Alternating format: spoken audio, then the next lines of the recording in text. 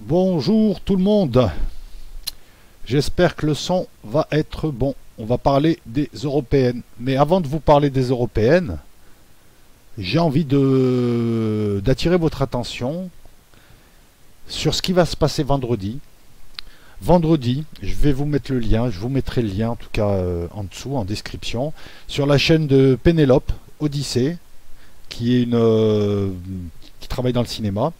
Donc il y aura un hangout où interviendront la plupart des hangouteurs que vous connaissez, en tout cas que nous connaissons. Donc ce hangout durera à peu près 8 heures et il servira à, enfin il sera inclus dans une sorte de festival, enfin c'est le festival que Pénélope anime en Belgique, à Charleroi. Elle en parlera beaucoup mieux que moi à ce moment-là. On en reparlera éventuellement demain. Hein. Si elle a le temps de monter, on fera un petit live pour qu'elle en parle. Et donc le hangout fera partie un petit peu des festivités. Voilà, on va le dire comme ça. Donc on y sera. Il y aura des thèmes proposés. On discutera à plusieurs. Donc tu as des hangouteurs qui montent, des hangouteurs qui sortent. Entre-temps, ils auront discuté d'un thème, etc. etc. Donc moi j'y serai, si ça vous intéresse. Il y aura d'autres hangouteurs. Je sais que il y a tout un tas de hangouteurs que vous aimez bien, donc il y aura tout un tas d'hangouteurs qui seront là. Donc voilà, donc je vous mets le lien en description une fois que j'ai fini cette vidéo, une fois qu'elle sera posée. J'en reparlerai demain. Voilà, c'est sur la chaîne de Pénélope Odyssée, qui elle connaît très très bien le monde du cinéma parce qu'elle y est, qui est italo-belge et qui fait tout un tas de trucs bien. Voilà, donc c'est cool de voir dans ce petit milieu de hangout trop masculin à notre goût, c'est cool de voir une femme venir, tenter des trucs, faire des trucs, ce qu'elle a l'habitude de faire dans sa vie de tous les jours, mais là, ou dans sa vie professionnelle, mais là, elle le tente sur YouTube. Donc à nous de ne pas la décevoir. Et puis, bah, venez nombreux. Moi, je vous invite à venir nombreux, à passer, en tout cas, à pousser haut, à encourager, puisque c'est bien, quoi. Je veux dire, c'est voir des gens qui viennent sur YouTube pour lancer des choses autres que des hangouts où on parle d'autres personnes à point d'heure, où on sort des conneries sur les gens. Voilà, bon bah voilà quoi. Là on est content un peu tous de la voir arriver. Elle rafraîchit le panorama un petit peu, elle rafraîchit un peu ce milieu. Et puis ben, là c'est du sérieux, c'est pas un tuto maquillage. Là on parle sérieux là. Bon, on parle entre bonhommes quoi. Voilà. Allez, on va parler de l'Europe. On va parler des élections européennes. Je vais intituler cette vidéo Pourquoi? Porque? Warum? Allez. Pourquoi? Why? Voilà, comme ça je vous montre que je suis polyglotte. J'ai plein de glottes. Ben moi, cette élection-là, elle m'amène tout un tas de pourquoi. Alors on est d'accord, hein, on est encore trop collé à l'élection pour dégager une analyse intéressante et sérieuse. Néanmoins, il y a quand même des petites choses qu'on peut dire.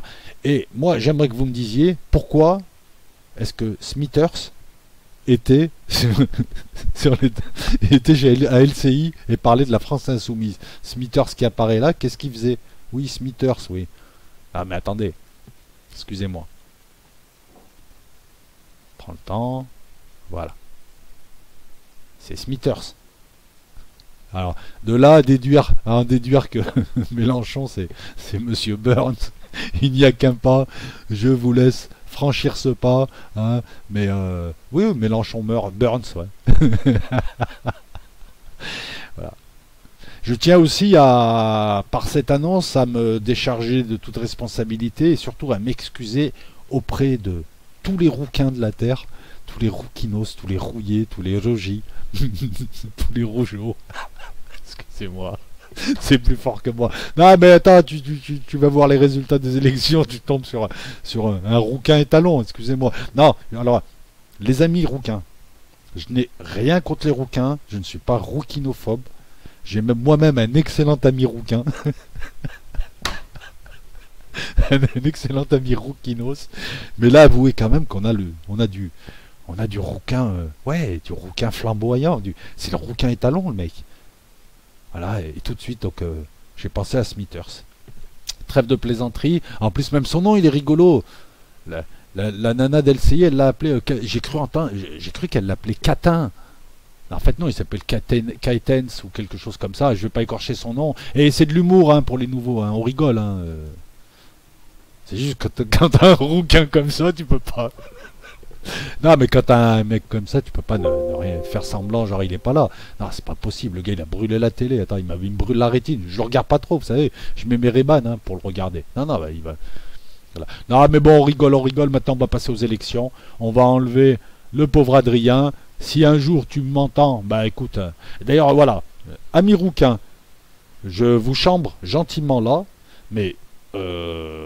Comment dire ça, échange de bons procédés. Si vous voulez faire des blagues sur les Arabes, bah ouais, vous avez le droit. Hein. Moi, je fais bien des blagues sur les rouquins, c'est pareil, c'est exactement la même chose. Si tu veux faire des blagues sur les Arabes, amis rouquins, et les poster, moi, je les fais passer. Voilà. À condition de marquer en dessous code rouquin. Comme ça, je sais que c'est toi et pas un troll. Et toi, je fais passer. Tu mets code rouquin en bas. Tu sors une blague sur les Arabes. Celle que tu veux, je m'en fous. Ouais. Les oiseaux, ils volent le jour, ils s'arrêtent la nuit, pas les Arabes. Tu fais ce que tu veux, mais tu mets code rouquin en bas, elle passe. Normal, là, normal, je rigole sur votre couleur de cheveux. Vous avez le droit de rigoler sur moi aussi. Voilà, comme ça, on est à égalité. Maintenant, on va redevenir un petit peu plus sérieux. On va poser. Voilà, je l'adapte à l'écran. Nous allons poser ce camembert et cette carte, puisqu'elles vont nous servir de fond déjà, mais elles vont surtout nous servir, enfin de fond de décor, hein, visuellement, mais elles vont nous servir de fond pour ma dialyse, c'est pas une analyse. Ben ouais. Pourquoi est-ce qu'on fait voter les Anglais? Les Anglais aussi, mais les Anglais, pourquoi est-ce qu'on fait voter les Anglais, sachant qu'au grand max, le 31 octobre, ils vont devoir rendre leurs députés? Est-ce que c'est parce qu'on aime la bureaucratie? Est-ce que non, qu'on m'explique s'il vous plaît. Ça c'est mon premier pourquoi. Enfin c'est le deuxième parce que le premier c'était pourquoi est-ce qu'il y a un rouquin qui parle de la France insoumise. Mais bon bref, c'est vraiment aimer la bureaucratie.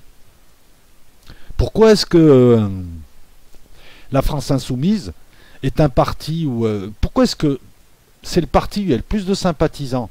Mais mec, tu fais les soirées la semaine avant les élections, en soirée, enfin certaines soirées en tout cas, hein, avec des meufs à Sarwell et des types qui fument des roulés, ils sont tous pour Mélenchon. Tu te dis Mélenchon il va casser la baraque, Mélenchon il va avoir 3000%, je sais c'est pas possible, mais imagine que ce soit possible. Et à la fin il finit par faire un score ridicule. Pourquoi est-ce que les sympathisants de la France insoumise ne vont pas voter? Est-ce que c'est juste, ils aiment, est-ce que ce sont des gens qui sont surtout des beaux parleurs, qui aiment faire les beaux en soirée, ça fait classe, ça fait humaniste, ça fait ouais j'aime les migrants, la France insoumise, il y a trop de blancs, tout ça, et qu'en fait, par contre j'allais dire leur forfanterie s'arrête le lendemain, ils sont trop bourrés pour aller voter. Au gars, j'ai mis 10 minutes pour aller voter. Et là, je m'adresse pas à un type qui dit qu'il va pas voter, parce que le type qui ne va pas voter, je l'ai compris, il fait ce qu'il veut, et puis il a des bonnes raisons, etc., etc. On en a reparlé à plusieurs reprises, et j'ai dit que moi, merci, m'avait fait comprendre pourquoi vous ne votez pas, et partant de là, quand je comprends, quand je vois une logique, je respecte. Non, là, on parle de gens qui font de la politique, qui dit qu'il vote, qu'il est pour Mélenchon, qu'il va voter pour Mélenchon. C'est le seul parti à aller voir les élections, toutes les élections de ces 15 dernières années. C'est le seul parti où les sympathisants sont sympathisants, tractent, font de la pub, mais ne vont pas voter. Les gars, à la limite, je crois que vaudrait mieux faire l'inverse, c'est-à-dire ne pas parler, ne pas faire de tract, mais aller voter. Parce qu'à chaque fois, la France insoumise se paye des gamelles. Pourquoi Mélenchon n'est jamais remis en cause? Il a l'air de se satisfaire de ses gamelles.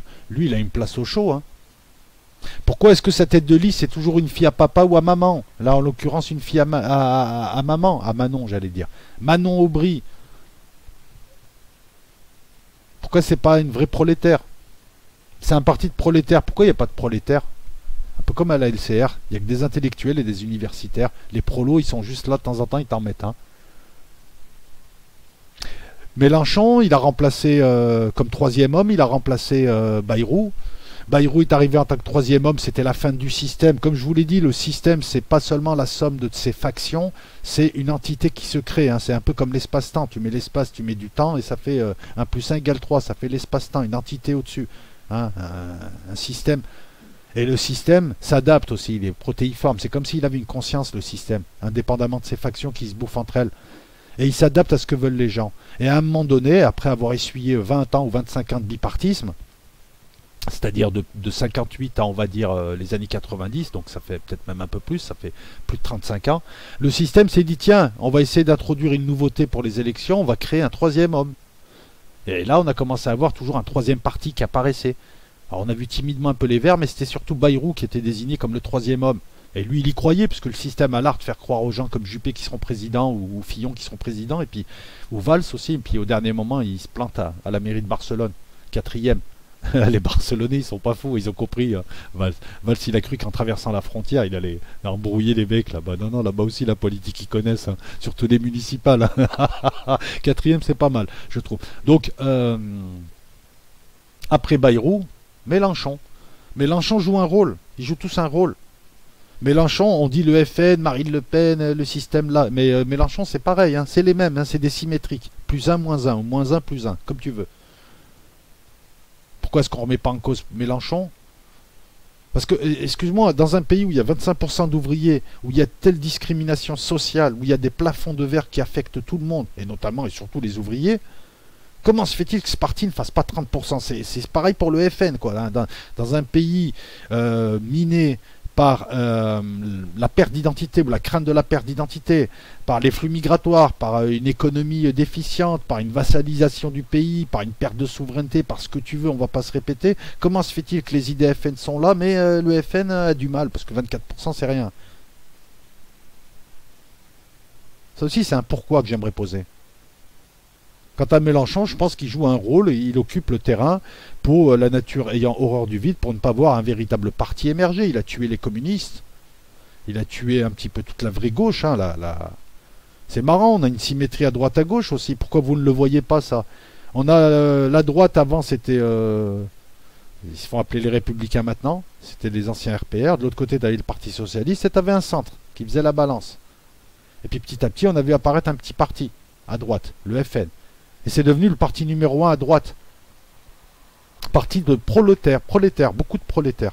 Parti censé représenter les prolétaires. Pourtant, il n'y arrive pas. Et de l'autre côté, Mélenchon, on l'a vu arriver, commencer à phagocyter donc tous les partis autour, et à incarner aussi les prolétaires. On a vu un mouvement des deux côtés du spectre politique français, on a vu un mouvement symétrique. Mélenchon et Marine Le Pen, c'est les pendants les uns des autres. Quant aux deux, je ne leur fais pas confiance. Je parle à eux, je ne parle pas de leur électorat, je ne parle pas de leur cadre. Mais eux, je ne leur fais pas confiance. Enfin, les cadres FN non plus, d'ailleurs. Ils sont pas là pour... Ils trompent leur électorat.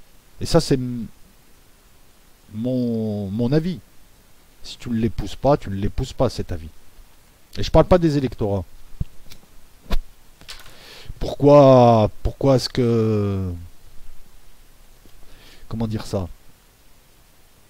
Pourquoi est-ce qu'on croit que le Front National va apporter la révolution alors qu'en 2014 il était déjà premier parti aux élections européennes? Et lorsqu'on a vu ensuite comment voter quand ils étaient là, leurs députés européens, on s'est posé des questions. Ils ne votaient pas forcément ce qu'ils déclaraient voter quelques mois avant ou avant l'élection. Il y a des cas, allez voir un petit peu les votes FN au Parlement européen. Pourquoi est-ce que Marine Le Pen veut nous faire croire qu'elle est véritablement souverainiste alors qu'elle s'engage dans le système et de l'intérieur, sachant qu'elle y est depuis 5 ans au Parlement européen? Qu'est-ce qu'elle a apporté de plus? Qu'est-ce qu'elles ont changé? Ils sont en train de bâtir une grosse droite souverainiste avec les règles du jeu du Parlement européen, avec les règles du jeu de l'Europe. Mais elle va mettre combien de temps? 200 ans? Parce que là, c'est le système qui l'utilise. Encore une fois, le système prépare Marine Le Pen et le Renouveau National, ou je ne sais plus comment il s'appelle, le RN, on va dire le Rassemblement National pour 2022, puisque le système a analysé et a vu que les gens voulaient un retour à droite et un peu plus de fermeté. Donc il leur proposera ce qu'il a sous la main. Là, grâce à ces élections, le système s'est aperçu qu'il avait sous la main 3 outils. L'outil ouvrier avec Mélenchon, le sénateur bourgeois. L'outil populaire de droite avec Marine Le Pen, la clubeuse hein, des boîtes parisiennes. Excuse-moi, hein, elle fait pas trop, voilà. Et troisième outil, écologie Europe Les Verts qui font 13% et qui sont le troisième parti, en tout cas en France, pour cette élection. Et qui s'y voient déjà, eux ils s'y voient déjà. Mais rappelez-vous les Verts, vous avez déjà fait des perfs à 17%. Rappelez-vous que c'est l'élection européenne et que l'élection d'après, tu vas te prendre ton 3 ou 4%. Hein, des familles, comme d'habitude.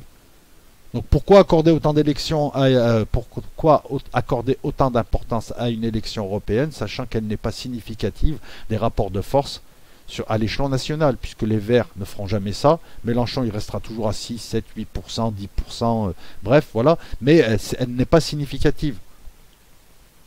Pourquoi est-ce qu'on continue à parler du FN comme un parti d'extrême droite alors qu'il n'a plus rien d'extrême droite? Alors, attention, j'ai pas dit que c'était un parti d'humanistes non plus. C'est un parti qui regroupe beaucoup de gens qui n'ont rien à voir avec l'extrême droite.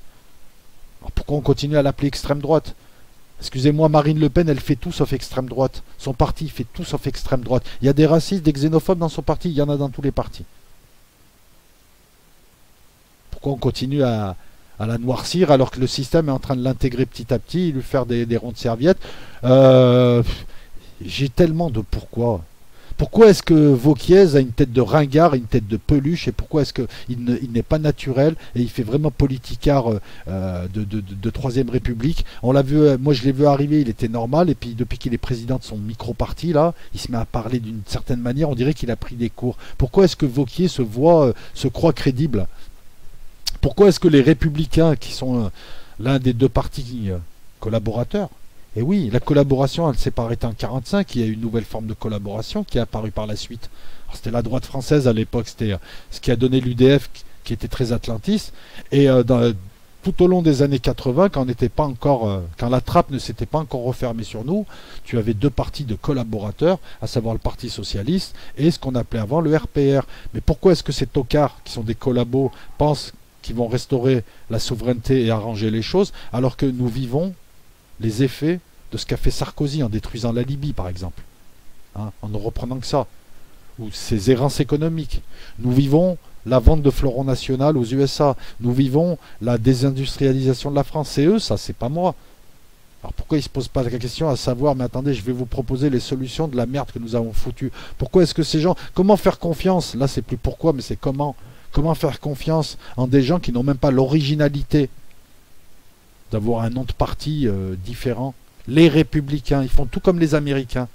C'est comme à la télé, tout ce qu'ils font, c'est copier des Américains, même leur van, même leur concept d'émission. Mais vous êtes des robots, les amis, vous n'avez pas d'idée, vous.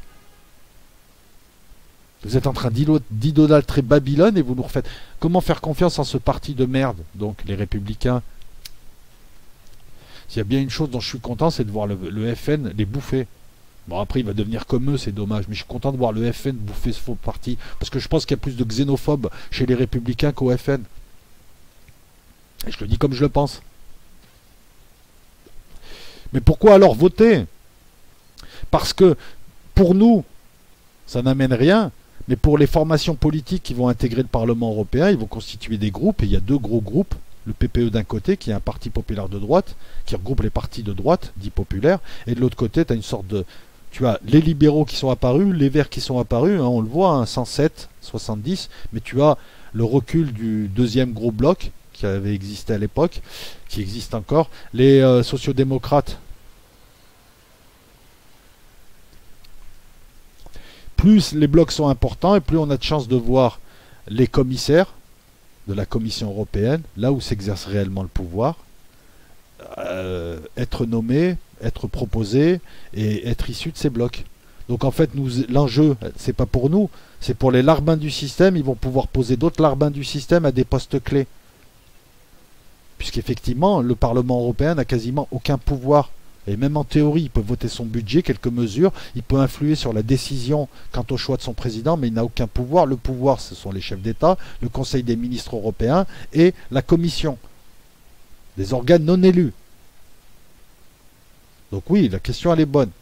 Pourquoi parler de démocratie alors que l'Europe n'est pas un organe démocratique? C'est une sorte d'organe supranational qui est en train d'aspirer la souveraineté petit à petit de chacun des pays qui intègrent cette association de malfaiteurs pour transformer l'Europe entière en un bloc économique sans frontières, sans culture ou avec des cultures toutes mélangées, tout en bouillie, afin de le greffer à la bouillie babylonienne américaine. Le fameux plug, on le branche là ensuite. Et pendant ce temps, il va emmerder les Russes et les autres blocs. Pourquoi est-ce que cette élection européenne, qui était une élection de vieux et qui connaissait des taux de participation de plus en plus réduits et de plus en plus spectaculaire, pourquoi est-ce qu'elle a vu grimper de 8 points le taux de participation? 8 points, quasiment 9 points, c'est énorme. D'habitude, c'est une élection qui est délaissée. Les Français votent massivement pour les municipales, puisque c'est leur maire, c'est leur vie de tous les jours, très souvent, même dans une grande ville. Votent pour les présidentielles, qui gardent encore ce côté prestigieux, négligent les législatives et ne votent pas aux européennes. Pourquoi là, tout le monde s'est mis à voter? Peut-être parce que on est dans l'effet gilets jaunes. Tu as tout un tas de gens qui ont vu les gilets jaunes, qui ont vu une politisation de la France ces derniers mois, et c'est pas plus mal, qui ont vu un gouvernement qui n'a pas hésité à faire tirer sa milice sur les gens et à les éborgner et à les éclater, à taper sur son propre peuple. Hein. C'est choquant. Beaucoup de ces gens n'ont peut-être pas la possibilité d'intégrer des manifestations ou ne veulent pas être vus dans des manifestations ou ne peuvent pas être dans des ronds-points. Donc ils se sont dit, ils ont eu envie de s'exprimer et ils se sont dit tiens c'est l'occasion. Ceci explique peut-être le taux de participation qui est énorme. Ça faisait 25 ans qu'on n'avait pas vu ça. Depuis 89 on n'avait pas vu ça il me semble. Attendez, que je vous dise pas de bêtises. Depuis 94 pardon. Parce que 89 ça fait 30 ans. Depuis 94 on n'avait pas vu un tel taux de participation. Eh oui. Alors, je vous dis pas de bêtises, on est quasiment à 52% de participation, là où avant on était à 43 et des brouettes. Qu'est-ce qu'on pourrait rajouter d'autre sur cette élection? Pourquoi est-ce que le Parti communiste fait 1,8 ou 2% et qu'il est supplanté par le Parti animaliste? Ça fait du mal. J'ai rien contre les animaux, hein. Mais enfin, l'animalisme, tout ça, c'est des causes transversales qui devraient être dans chaque parti. On devrait se préoccuper du sort des animaux dans chaque parti. Ça ne devrait pas former un parti, c'est comme l'écologie. Et quand on voit des gens voter plus pour une cause unique, un parti à cause unique, que pour un parti censé représenter les ouvriers qui n'existent quasiment pas, ça fait de la peine et j'ai envie de dire pourquoi. Moi, je ne suis pas communiste, mais je ne comprends pas pourquoi en France, il y a 25% d'ouvriers et il y a 22% de gens qui votent pour Macron. Que le Parti communiste n'est pas, que le RN ne puisse pas monter plus. Comment se fait-il que les ouvriers soient aussi sous-représentés politiquement alors qu'ils sont 25%, ils font tourner le pays, c'est les forces vives de la nation, c'est les mecs qui se lèvent le matin, qui payent des impôts, qui payent tout plein pot, et qui n'ont même pas le droit pour leurs enfants à des bourses à l'école. Non mais c'est un peu ça, hein. Ils payent tout pour tout le monde. Comment se fait-il que lorsque je fais le compte, et donc pourquoi 18% des voix exprimées n'ont pas de députés? Alors il y a la règle des 5%. Il faut avoir au minimum 5% pour avoir un député. Il y a la règle du remboursement, je crois qu'elle est à 3%. Il faudrait vérifier. Pourquoi ces règles? Pourquoi ne pas les assouplir? On a installé ces règles et on a installé tout un tas de règles pour éviter que ce soit qu'une ribambelle de partis fantaisistes se présente. Mais on a vu arriver des partis qui n'étaient pas fantaisistes, mais c'était soit des partis à cause unique, soit l'union des musulmans, du folklore, de je sais pas quoi, ou des partis thématiques qui ne devraient pas apparaître. Moi je pense, je veux dire, je ne les critique pas, hein, ils font ce qu'ils veulent. Donc ça n'a pas empêché ça. Par contre, 18% des votants qui se sont exprimés et qui n'ont pas été déclarés bulletin blanc ne trouvent pas de prolongement à leur vote au Parlement européen. Pourquoi ne pas changer la règle? Par exemple, se dire au nom de la démocratie, il est bien d'avoir des petits partis qui sont en train de monter, qui deviendront sûrement des gros partis. Il faut que ces partis fassent ses preuves une ou deux élections, mais ensuite on leur rembourse leurs frais, parce qu'ils ne sont pas énormes leurs frais. Leurs frais de campagne, ça leur permettra d'être là et de représenter des gens. Et on peut même envisager d'aménager un peu électoralement parlant le code électoral, pour faire en sorte que Debout la France, l'UPR, les Patriotes, tous ces gens-là, aient au moins un député. Voilà.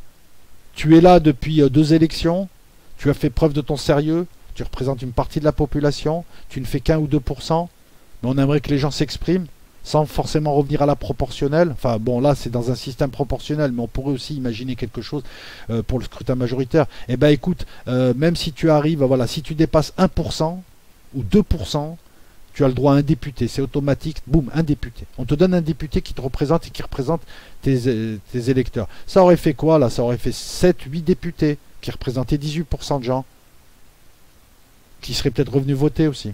Peut-être que c'est ça aussi qui fait que les gens ne votent pas quand ils votent pour un petit parti. Moi personnellement j'ai voté UPR, ça me fait mal de voir l'UPR à 1,2%, au vu des causes qu'ils traitent. On peut ne pas apprécier l'UPR, mais je sais pas, c'est un parti sérieux. 1,2%. Alors que ça devrait être un parti à 5%. On devrait voir Asselineau à l'Assemblée, au Parlement européen. En plus, je pense qu'il ferait bouger les choses. Ce serait une sorte de Nigel Farage français, mais tu vois, je pense encore en mieux même. Il y aurait plus de ressenti. Nicolas Dupont-Aignan, excusez-moi, il a fait la preuve de son sérieux. On aime ou on n'aime pas les idées qu'il défend. Il représente des gens. Il représente une tendance. Il est à combien de pourcents? À 3 quelque chose, il me semble. Alors, je vais... Parce que moi, je vois tout petit, là. Je vais grossir le truc. Et c'est pas normal que Nicolas Dupont-Aignan et son parti de Debout la France ne puissent pas avoir au moins un siège. Pourquoi? Si on veut une plus grande expression démocratique, tout en contrôlant, si on veut que les gens participent de plus en plus au vote, donc si on veut les stimuler, pourquoi ne pas adopter certaines règles tout en gardant effectivement l'exigence de ne pas non plus faire rentrer n'importe qui, de ne pas avoir une actrice porno qui fait un parti, Biquette la chef qui fait un parti, ou moi. Un autre pourquoi Alliance Gilets jaunes? Bon, après, quand on voit les têtes d'affiche de l'Alliance Francis Lalanne, bon, on a compris que le truc irait pas très très loin. Mais pourquoi une Alliance Gilets jaunes? Pourquoi une liste Gilets jaunes alors que les Gilets jaunes, vous défendez, vous contestez le gouvernement, vous contestez ses structures, vous contestez un système qui effectivement vous spolie, vous parasite quasiment, vous exploite? Pourquoi est-ce que des Gilets jaunes sincères, je pense, ont proposé leur liste qui n'a rien fait du tout? C'est plus crédible.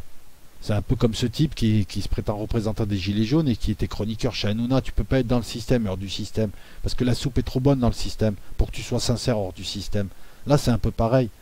Et imaginons qu'ils aient des députés européens. Vous pensez que leurs députés européens pourraient faire changer les choses, ou que c'était plutôt les choses qui allaient les faire changer?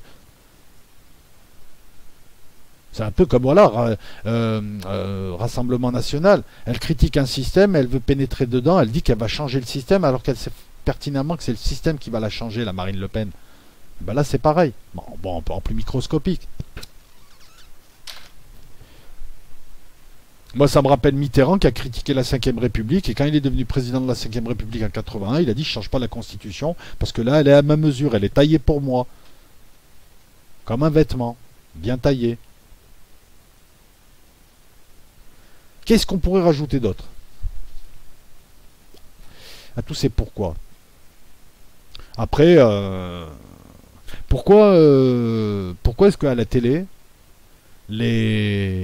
tous ces gens-là qui nous pourrissent la soirée, bon, moi j'ai pas la télé, hein, et sur Internet tu peux faire tout un tas de choses, mais pourquoi ces gens-là n'ont parlé que de la France?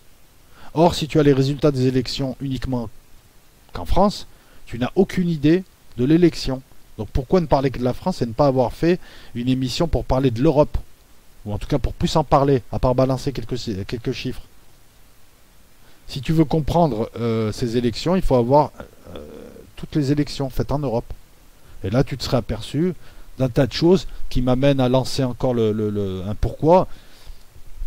Pourquoi est-ce que il n'y a pas eu la vague souverainiste qu'on attendait? Hormis la France et l'Italie avec la Ligue d'un côté de Salvini et Rassemblement National de Marine Le Pen, il n'y a aucun parti qui a connu une forte poussée, ou en tout cas qui a vu un parti souverainiste être à la tête de l'élection. En Allemagne, la AfD, c'est 10%. Comment se fait-il que les Européens qui commencent à comprendre petit à petit qu'ils se font détruire de l'intérieur, de l'extérieur, comment se fait-il qu'il n'y ait pas eu une réaction plus virulente? Peuple trop civilisé? C'est un compliment ce que je dis là. Grande résilience? Intelligence situationnelle? Parce que dans d'autres parties du monde, là, ils auraient tous voté pour leur parti d'extrême droite. Hein. Tu le vois, hein, je veux dire, en Israël, tu le vois en Inde, tu le vois dans les pays arabes où on vote des partis théocratiques, tu le vois partout. Ils votent tous pour la droite de la droite de la droite. À côté, même Hitler, c'est un travailleur social. Faut voir ce qu'ils votent, les mecs. Et en Europe, non. Mieux, on a eu une montée des Verts. Alors moi je regarde ça avec admiration, hein, c'est pas une critique, ce pourquoi-là ne se veut pas une critique. Après, pourquoi est-ce que dans le camembert qui te présente le nouveau Parlement européen, pourquoi est-ce qu'il y a 58 sièges qui sont qualifiés d'extrême droite? Je croyais que l'extrême droite était interdite.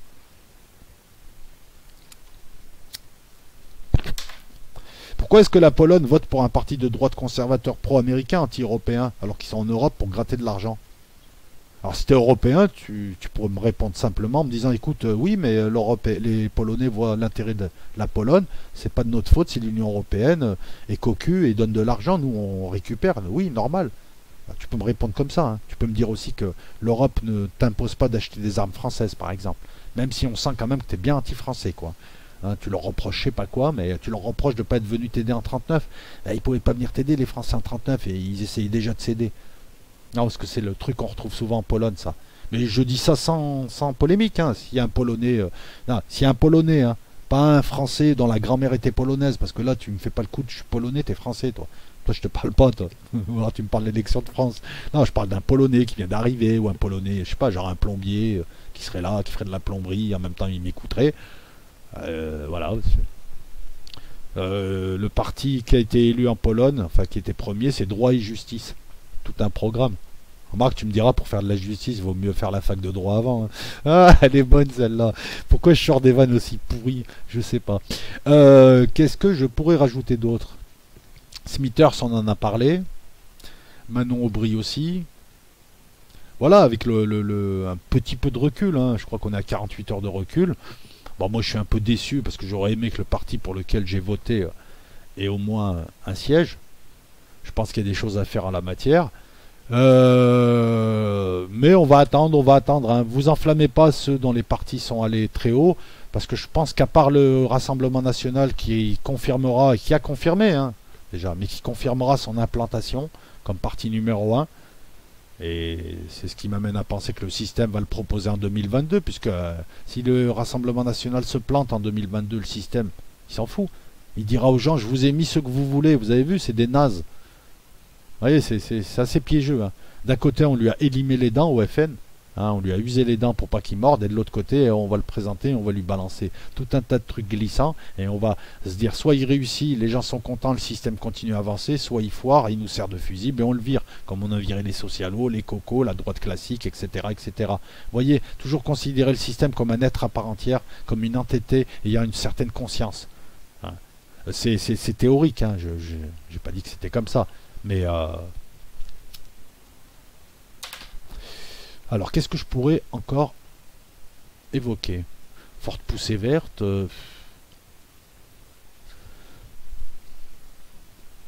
Oui, c'est marrant, en Europe, il y a du bleu. Oui, il y a du bleu en majorité, mais enfin, après, il y a bleu et bleu. Hein. C'est pareil, les souverainistes. Pourquoi vous n'arrivez pas à vous entendre pour faire un bloc?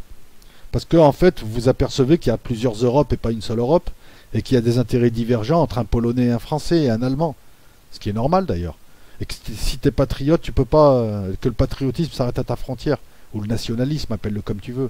Et que ton nationalisme, il est forcément antagoniste vis-à-vis du nationalisme voisin. Je veux dire, lorsque l'Allemagne et la France se sont affrontées, il y avait des gens d'extrême droite, certes, dans la collaboration, beaucoup de socialistes, mais tu avais tous les cagoulards, tous les gens d'extrême droite qui étaient aussi chez De Gaulle, parce qu'ils voulaient en découdre avec les Allemands, parce qu'ils étaient patriotes français. Et en cela, ils étaient vraiment patriotes. Il faut le dire, ils étaient d'extrême droite patriotes, ils ont pris les armes, ils voulaient en découdre. Dès 40, ils voulaient se taper, les mecs.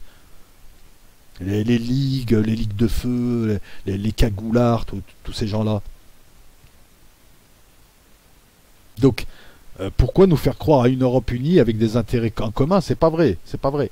C'est pas vrai. On n'a pas les mêmes intérêts que les Anglais, on n'a pas les mêmes intérêts que les Allemands, on n'a pas les mêmes intérêts que les Italiens, on n'a pas. Et donc il est normal que voilà, parce que je prends l'exemple très simple de certains partis souverainistes qui ne veulent rien avoir à faire avec le Rassemblement National, qui lui est plutôt pro-russe. Alors qu'eux ne le sont pas de par leur histoire. Un parti nationaliste polonais ne peut pas être pro-russe. C'est évident et c'est normal. On le comprend tous. Vu l'histoire qu'ils ont eue, la Russie ou l'URSS a plusieurs fois englouti la Pologne et l'a fait disparaître.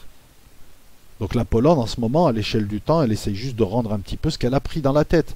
Hein. Rappelez-vous que la Pologne, très souvent, n'existait pas. Ou n'existait que de nom. Napoléon a recréé le duché de Pologne. alors que la Prusse et la Russie et l'Autriche avaient mangé la Pologne, elle n'existait plus. Il a recréé ce duché, il a mis le Poniatowski. C'est une petite anecdote qui est intéressante parce que Poniatowski, c'est une famille de princes polonais, franco-polonais, et on a connu comme ministre de l'Intérieur Michel Poniatowski. Oui, ils étaient polonais, mais ils sont plus français que les Français. Hein. Je veux dire, hein, Michel Poniatowski, il était plus français que la France. Ancien ministre de l'Intérieur. Je crois qu'à l'heure où je te parle, il doit encore y avoir le petit-fils Axel Poniatowski. Donc une famille de princes, une famille de noblesse, mais la vraie noblesse c'est à l'avant, c'est-à-dire le mec sabre au clair et il charge. C'est parce que c'était ça Poniatowski. La vraie noblesse d'épée, quoi. Des mecs, c'était des bonhommes, ils y allaient. Voilà, et si j'ai évoqué ça, c'est bon. Bref, bon, ça nous permet quand même de revenir à la politique.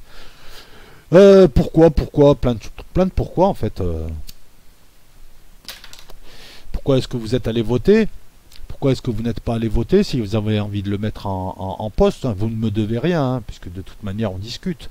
Voilà, pourquoi les blocs ne peuvent pas se faire? Les seuls blocs qui se font, c'est les blocs d'argent ou de tapage de vis. Ah, ils s'y retrouvent là. Ah, ils ont tous un intérêt en commun.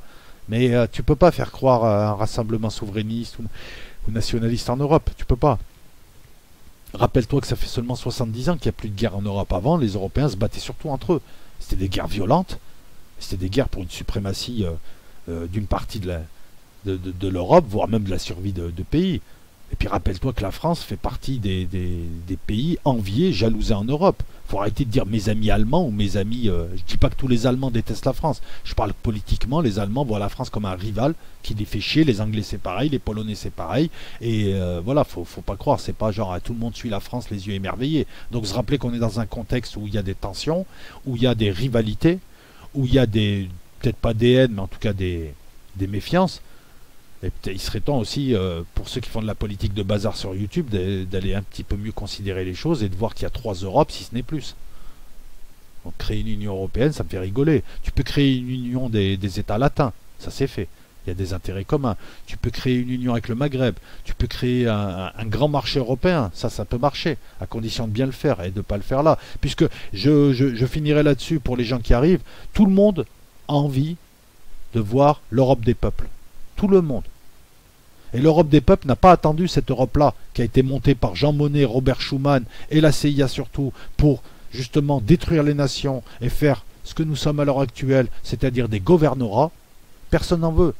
On n'a pas attendu cette Europe-là pour... voilà, les Erasmus, ils existaient avant, d'une autre manière.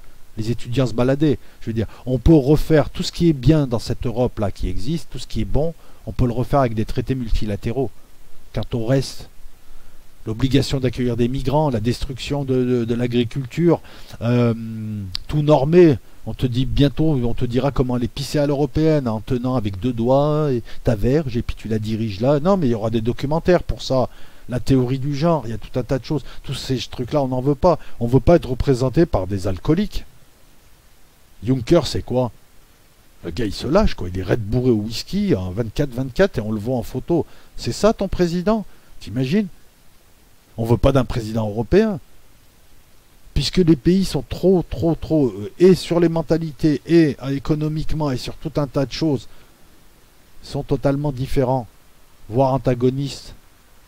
Alors pourquoi tu veux nous créer une union de briques et de broc après l'avoir créé économiquement, puisque nous sommes victimes du dumping social, et même les pays européens qui pratiquaient ce dumping social, et ils ont eu raison de le faire, parce qu'ils pensent à leurs intérêts, se font maintenant bananer par la Chine, qui se fait bananer par l'Éthiopie, qui se fait elle-même bananer par le Bangladesh, à moins que ce soit l'inverse. C'est celui qui fera les plus bas salaires. Comment se fait-il qu'on a intégré à la va-vite, et très rapidement, et je le disais déjà à l'époque, et il y a des hommes politiques maintenant un petit peu conscients qui le disent, comment se fait-il qu'on a intégré à la va-vite des pays aux mentalités différentes, aux économies différentes et à la fiscalité différente, et on n'a pas harmonisé? Mais c'est du foutage de gueule. Bien évidemment qu'on allait avoir une désindustrialisation, bien évidemment qu'on allait avoir des mouvements de population des pays les plus pauvres vers les pays les plus riches. Mais pourquoi avoir intégré autant de gens? Pour les mettre dans l'OTAN et emmerder les Russes et vite arriver à la frontière russe. Au mépris même de l'Europe qu'on a voulu construire, qui se voulait homogène et cohérente. Comment tu peux imposer à la France ou à des pays comme l'Allemagne, mais la France avec les régimes sociaux qu'elle a, de courir avec les mêmes règles que la Pologne ou je sais pas, ou bon, la Roumanie ou la Bulgarie sont pas encore dans l'Europe, mais ils vont pas tarder. La Roumanie y est déjà. La Roumanie ne pratique pas les mêmes salaires. Pourquoi tout ça? Pourquoi se foutre de notre gueule et faire semblant de s'indigner quand ça marche pas en disant il faut plus d'Europe. Non, il faut pas plus d'Europe. Il faut plus d'Europe des peuples, que les pays restent des pays. Cette Europe qui a créé des fausses régions, on le voit bien. Elles ne sont les régions européennes, les 8 régions qu'on a en France, elles correspondent à rien historiquement. Avant, tu avais les provinces de l'Ancien Régime, puis on a eu les départements installés par Napoléon pour casser l'esprit Ancien Régime, départements qui ont gagné en 2 siècles leur histoire. Oui, avant on parlait du Vivarais, maintenant l'Ardèche a son propre histoire, l'Isère a sa propre histoire, voilà. Et on a regroupé ça en des régions plus ou moins homogènes, Provence, Côte d'Azur, Corse, ça tient la route, Rhône-Alpes, ça tient la route. Et puis là, on a recréé des régions qui n'ont plus de sens, quoi. Je veux dire, la différence, le point commun entre un type de Clermont, même le paysage, hein, et un type de Grenoble, ils ont les mêmes préoccupations, ils ont les mêmes collines, ils ont les mêmes têtes. Non. Et non, même pas les mêmes têtes, je te promets. Ah, pourquoi nous raconter des balivernes à longueur de journée et nous imposer un État supranational qui n'a aucune légitimité et qui dirige en fait, voilà, nous sommes dirigés par des technocrates et la seule élection permise pour l'Europe, c'est l'élection du Parlement européen, à savoir l'organe qui a le moins de pouvoir. Voilà, donc toute une série de pourquoi. Si vous avez les réponses, je vous lis en post, en commentaire. Vos commentaires sont préapprouvés. Une fois par jour, je préapprouve les commentaires.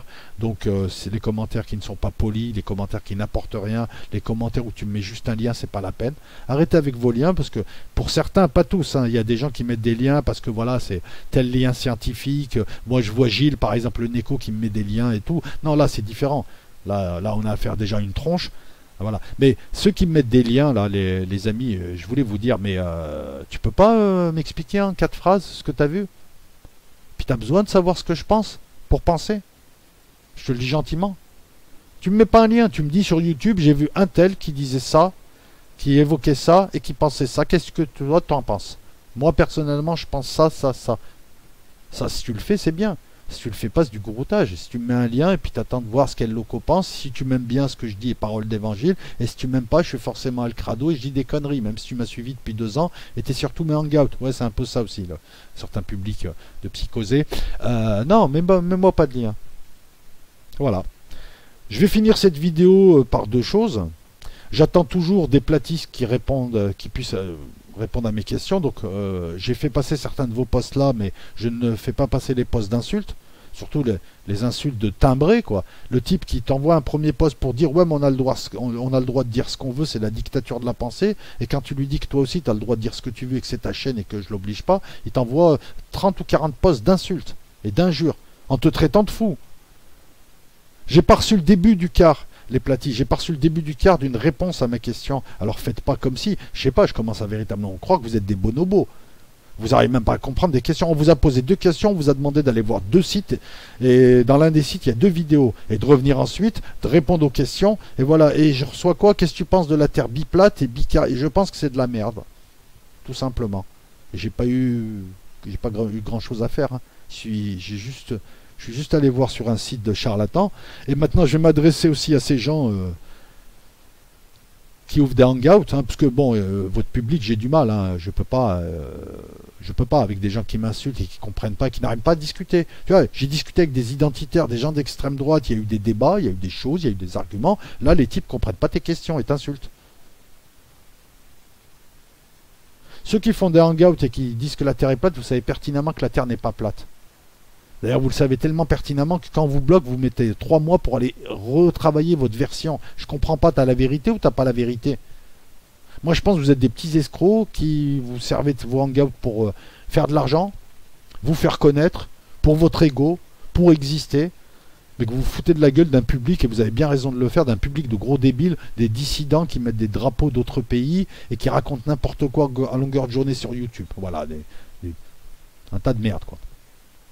Et je le dis comme je le pense. Parce que quand on m'insulte, j'ai envie de parler comme ça. Vous êtes des escrocs. Moi, je vois Valdec. Valdec, tu te permets de venir poster chez moi. Je vais t'apprendre un peu la politesse. Quand je te réponds, essaye de dialoguer. Parce que là, tu as fait exactement ce que fait Teddy Boy, ce que fait Rasta Président. Tu sais, Rasta Président, le type qui se prenait pour un chanteur. C'est des types qui se prennent pour je sais pas quoi, qui j'ai rien fait. Vous venez vous adresser à moi, on vous répond, vous faites le coup du mépris. Ben moi, toi, Nofir, et tous tes amis, Valdec, escroc, parce que c'est le cas, hein.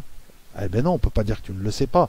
Moi, je sais pertinemment que tu sais que la Terre est sphérique. Mais tous, je vous prends en levrette, je vous prends en brochette sur un hangout. Et je vous lance le défi. Et là, ça sera pas comme ce que j'ai fait avec Nenki, où j'ai été gentil. Nenki a passé son temps à me parler de la Lune. Dans ce débat-là. Je l'ai laissé, je crois, ce débat. Enfin bon, faut voir. Moi, donc, je vous propose un débat. Comme d'hab, vous n'allez pas répondre, ou vous allez utiliser des pseudos pour venir m'insulter. Et ça démontrera au public sain de corps et d'esprit, et il y en a, hein, Dieu merci, que vous êtes des escrocs. Quant à votre public de Mongoliens, gardez-le. Voilà, je peux pas dire autrement de gens qui t'insultent et qui n'arrivent pas à répondre à 2 questions simples. Parce que de toute façon, ils ne pourront pas répondre à ces questions. Voilà, et je peux la faire plus simplement. Comment se fait-il que l'ensemble de nos observations ne correspondent pas à un modèle de terre plate, biplate, concave, creuse, ou ce que tu veux? Comment se fait-il qu'en quelques clics sur des sites scientifiques, j'ai des éléments, et comment se fait-il que sans l'aide de la NASA, j'arrive moi à voir que vous racontez de la merde, en faisant de la trigonométrie? Tu vas me dire quoi, que c'est les sionistes qui ont inventé la trigonométrie? Expliquez-moi tout ça. Moi, je commence à en avoir marre de vous et de voir tous ces gens qui, sur YouTube, viennent raconter de la merde et nous font perdre notre temps. Parce qu'ils font perdre du temps à des chercheurs de vérité réelle. Voilà, j'en ai marre de ces connards. Et bientôt, je vais parler des chemtrails, je vais parler de la Lune et je vais parler de tout un tas de choses. Parce que vous m'avez fait perdre mon temps. À moi et à d'autres. Et on subit quoi? On subit votre public de SECPA. Et je m'excuse pour les SECPA classiques. Votre public de SECPA, quoi. Qui insulte et qui en est, parce que là on est au bout de la loose. Le type vient te dire qu'il a le droit de dire ce qu'il veut, et quand tu lui dis bah moi aussi pourquoi tu viens m'agresser, réponds aux arguments, il t'insulte, il te traite de fou, que t'es un connard, que t'es une merde. C'est ça, ces messages là je les fais pas passer.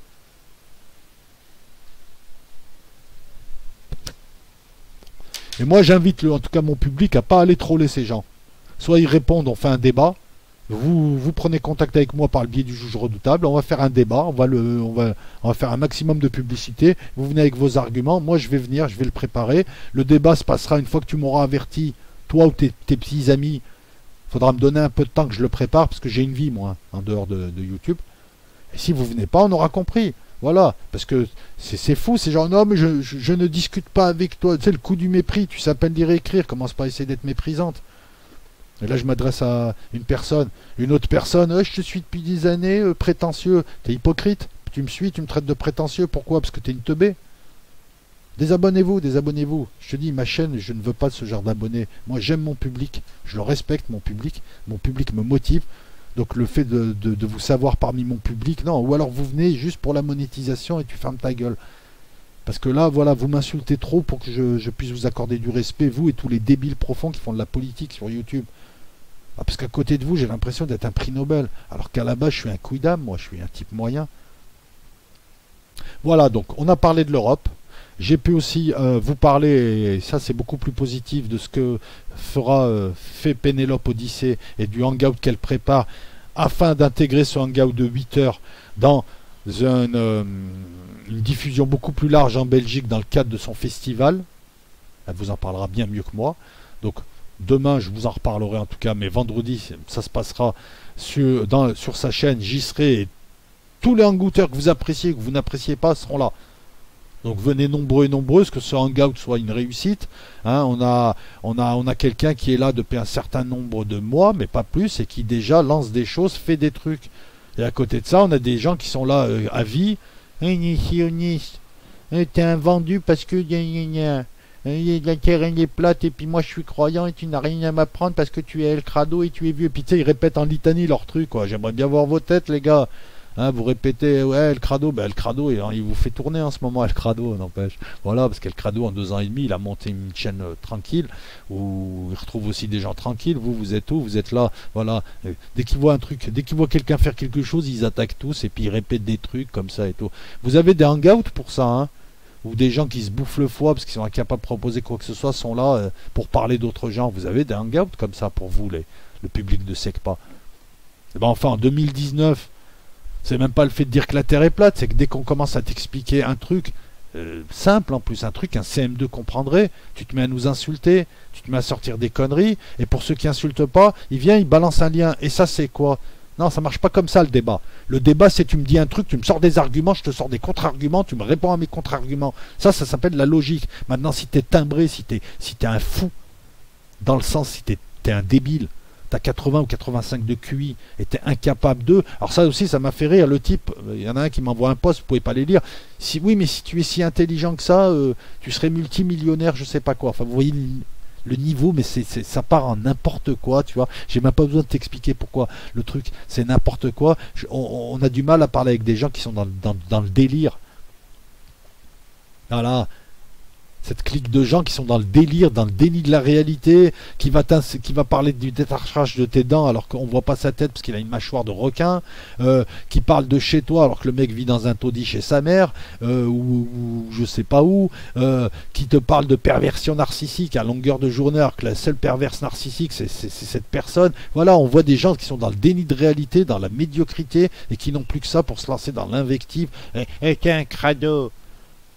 Excuse-moi, je crois que t'as pas de glace chez toi, mon ami. Hein. Voilà. Allez, les vidéos servent aussi à faire passer des messages pédagogiques. Voilà. Non, je le dis aussi parce qu'on a une catégorie de gens. Alors, je vous aime bien, les gens, mais quand je mets une vidéo, des fois, j'ai l'impression que vous comprenez pas aussi. Et là, je m'adresse à des gens cultivés. Quand je mets une vidéo pour traiter les platistes de bonobo et que tu as retenu... Ah non, faut pas t'énerver. Je vais t'expliquer. Cette vidéo m'a fait du bien. Ça m'a permis de mettre des mots et de parler de manière intelligente d'un truc qui m'a énervé. Mais ce que tu as raté, gars, et pourtant tu es cultivé, mec. Je comprends pas comment tu n'arrives pas à voir la problématique d'une vidéo de 10 minutes. La vidéo, elle était de poser les bases d'un dialogue.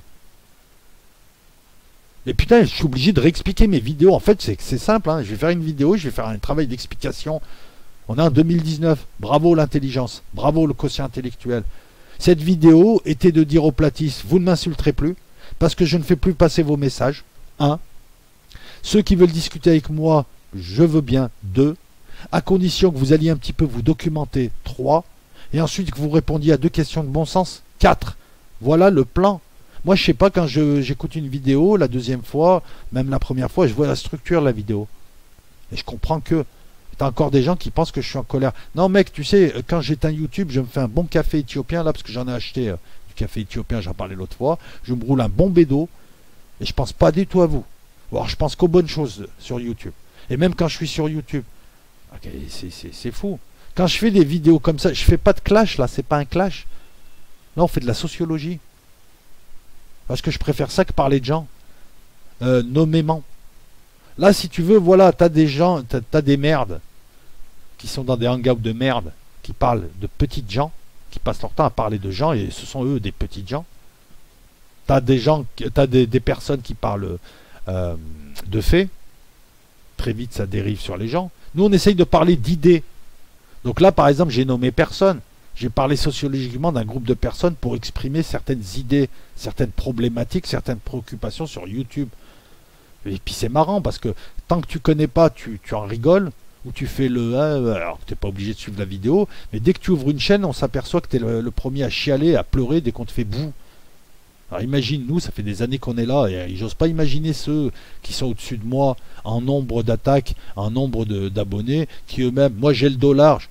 C'est une excellente école pour te forger un mental. Et le fait d'en parler, c'est le mémoire de thèse. Plutôt que d'aller troller des gens et d'ouvrir des comptes. Je préfère, ils mettent des structures, ils mettent des concepts à ce que je vois.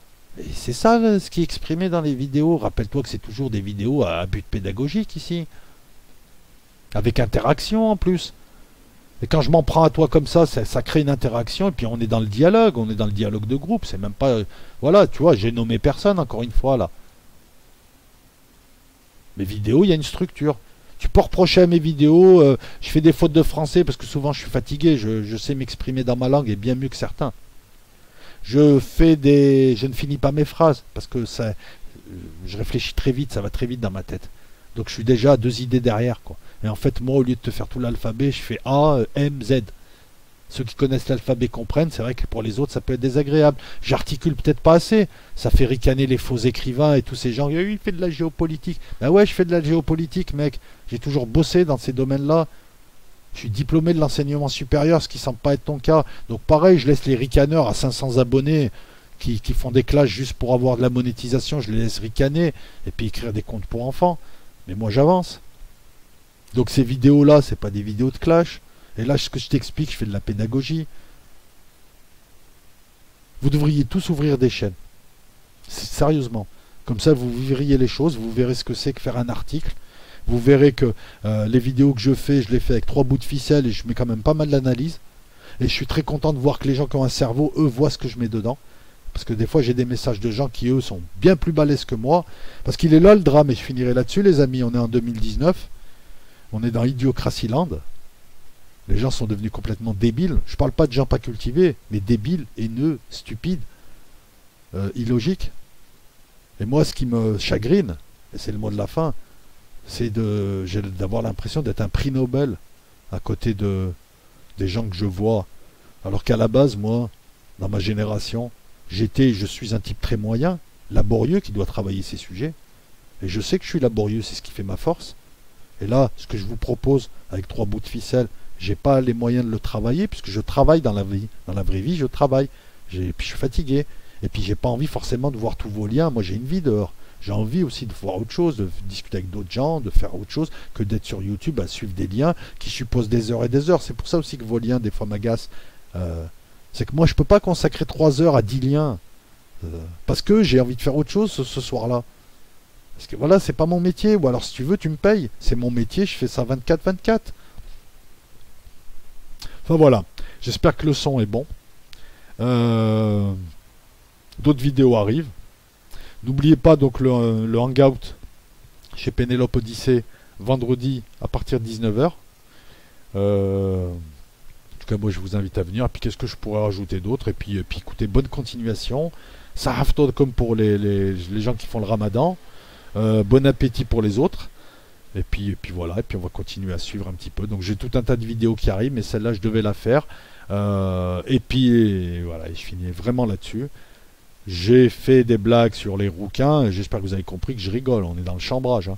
On est dans le chambrage total. Hein. Si tu es rouquin, ne le prends pas mal. Hein. Ou alors tu me fais une blague, sur ma tête de fennec, et tu me marques en bas code rouquin. Je te jure, ta vanne, je la fais passer en premier. J'en fais des photocopies, je tracte ça dans la rue.